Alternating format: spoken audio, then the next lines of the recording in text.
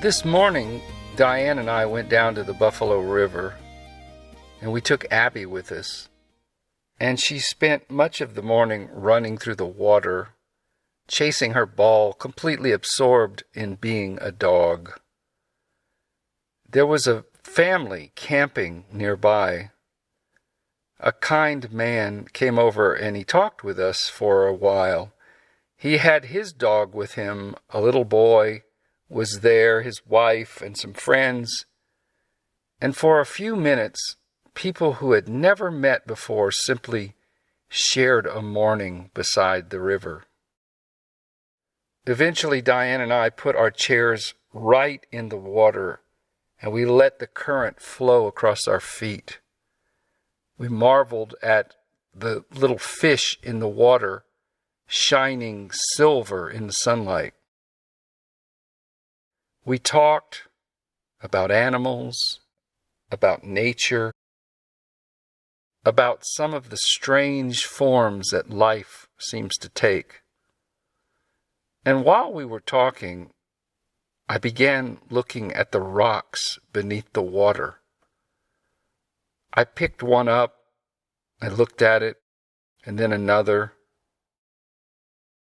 I noticed their shapes, the colors, the extraordinary variations in each one. And while I was holding one of those rocks, I suddenly thought about my favorite novel by Hermann Hesse called Siddhartha. This book has probably influenced me more than any novel I've ever read. And over the years, I've returned to it again and again.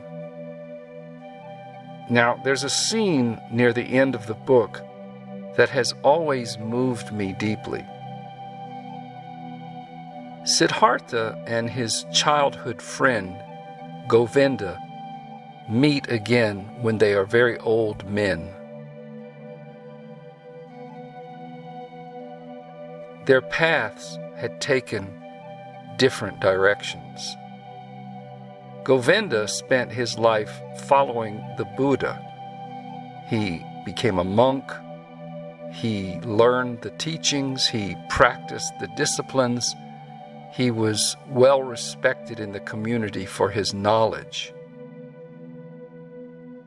But Siddhartha went another way. Even though he had also met the Buddha as a young man and admired him, Siddhartha decided not to become his disciple. Siddhartha wanted to discover for himself what another person's teaching could not give him. And so his path became very different. He became a lover, a merchant, a gambler, a drinker. He became wealthy and attached to possessions. Eventually, Siddhartha became disgusted with himself and experienced tremendous despair. Like so many of us in the modern age, we do everything society tells us to do and still find ourselves lost, empty, unfulfilled. Eventually, Siddhartha found himself beside a river where he eventually became a ferryman. Years later, Govinda encounters his old friend, but he senses something in him, a kind of peace, a quality of being, something Govinda has spent his entire life searching for. And so he asks Siddhartha, "What do you believe? What knowledge have you discovered that helps you live? What can you teach me?" But Siddhartha tells him something quite remarkable. He says, Knowledge can be communicated, but not wisdom. Now, I thought about that sentence for many years, because knowledge and wisdom are not the same thing. For example, I can explain Buddhism. I can talk about neuroscience. I can describe the nervous system. I can teach the principles of non-reactive intelligence.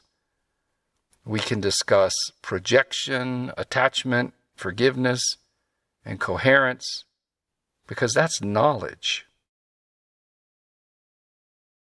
But knowing about coherence is not the same as being coherent. Knowing about forgiveness is not the same thing as forgiving someone when they've hurt you. Or understanding why it is that we react. That doesn't mean we won't react when someone pushes exactly the right button. Eventually, the teaching has to become something we live. And perhaps that's why Siddhartha needed his strange journey, which is described throughout the book. He couldn't learn wisdom by avoiding life, by being a wandering ascetic, by renouncing the world. He had to experience desire, vanity, attachment. He had to make mistakes and suffer the consequences of his choices. Eventually, Siddhartha stopped trying to become the person he imagined a spiritual person was supposed to be, and instead he began learning from what was actually in front of him.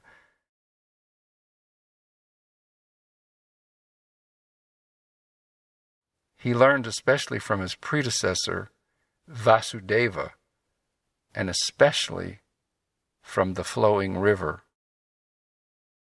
To Siddhartha, the river knew everything. It held all the knowledge and secrets about life. And this is where I find a beautiful connection with non-reactive intelligence. To me, much of human suffering begins with a simple argument. This shouldn't be happening. You shouldn't behave that way. My relationship shouldn't be like this. My body shouldn't be aging. I shouldn't feel this emotion. My life should have turned out differently. Reality presents us with one thing. And somewhere inside our minds is a picture of what we believe should be happening instead. And as you know, we live in the distance between the two. That's where so much reaction begins in our lives. Non-reactive intelligence doesn't mean becoming passive. It doesn't mean everything people do is acceptable. It doesn't mean we abandon our boundaries. But it means something more fundamental. Before I can respond wisely to reality, I have to encounter reality as it actually is. Not as I wish it were, not as I fear it might become, but what is actually here, presently arising, right now. And from there, what is the most coherent response I can choose?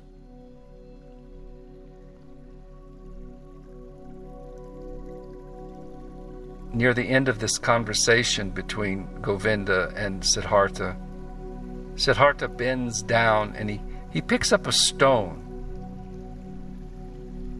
And this is the part I remembered this morning while sitting in the Buffalo River. Earlier in his life, Siddhartha might have considered the stone spiritually insignificant, something temporary, something illusory, something that is part of Maya, the world of changes. Perhaps valuable because someday it might become soil or plant, animal, or something supposedly higher. But the older Siddhartha no longer needs the stone to become something else. Instead, he notices the color, its markings, its hardness, its texture, the sound it makes when he knocks it. And he just loves the stone because it is a stone. Now, think about how often we do the opposite with ourselves and other people. I'll love you when you change. I'll accept myself when I'm healed. I'll enjoy my life when I have enough money. I'll be peaceful when this problem is resolved. I'll finally relax when everything is under control. I'll be happy when I find someone to love me. We postpone our relationship with reality until reality becomes acceptable to us. And perhaps we end up missing our lives that way. So this morning, there was nothing particularly extraordinary happening at the Buffalo River. A dog was chasing a ball. A family was camping. Birds were flying overhead. Fish were swimming around in anxiety. Water was moving over stones. And Diane and I were sitting in our folding chairs with our feet in the river and the sun on our bodies. Somewhere, a bird was calling, and none of it needed to become anything else. The river didn't need to teach me a spiritual lesson. The stone didn't need to symbolize eternity. Abby didn't need to represent joy. Everything was already enough. River, stone, dog, woman, man, water, morning sun, life itself. And perhaps presence begins here. Not by withdrawing from the world, but by becoming intimate with it. Seeing what is actually here before the mind turns it into something else.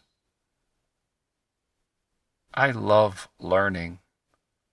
I love exploring neuroscience, philosophy. I love ancient teachings and expanding consciousness. And that's part of what Primal Conscious Explorations has always been about. But eventually another book cannot do the living for us. Another teacher cannot experience our life for us. And another philosophy cannot regulate our nervous system for us. Eventually we have to become the laboratory. And I feel that relationships may be one of our greatest laboratories. You can learn everything imaginable about compassion until someone hurts you. You can study non-attachment until you're afraid of losing someone you love.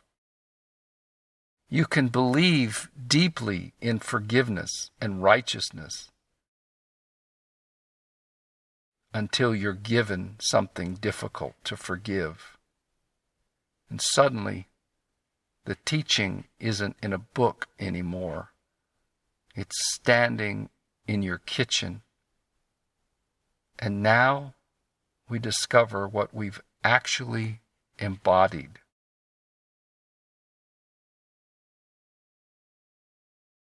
I think perhaps this is what Siddhartha understood and Govinda was still trying to find. And Govinda had spent his life accumulating the right understanding. He knew the teachings. But Siddhartha had allowed life itself to change him. One had learned the teaching, the other had gradually become it. And I don't think that means Siddhartha became perfect, but rather I think it means he stopped requiring perfection before he could love.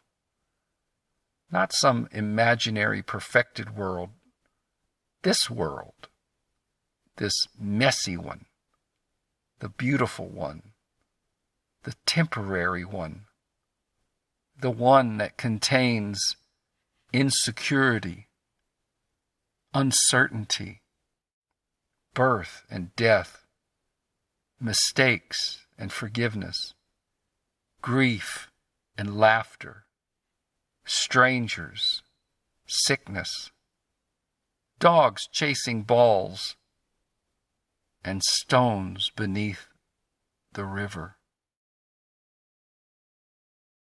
And maybe wisdom isn't something we finally come to understand.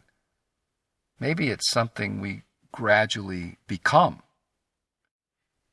And perhaps coherence isn't some flawless spiritual state that we achieve.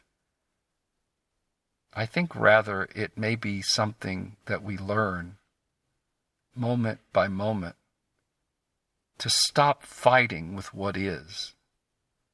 To stop fighting long enough to see things clearly and to feel things honestly, and to choose our response with love and wisdom rather than from conditioning and old looping programs. This morning I picked up a stone, I looked at it, and I eventually put it back into the river. The water continued moving around it exactly as it had before I arrived. And that's when I thought, maybe Siddhartha was right. Perhaps the stone doesn't need to become anything else. And perhaps for this moment, neither do we. So until next time, be present with what life presents you, and may peace be with you.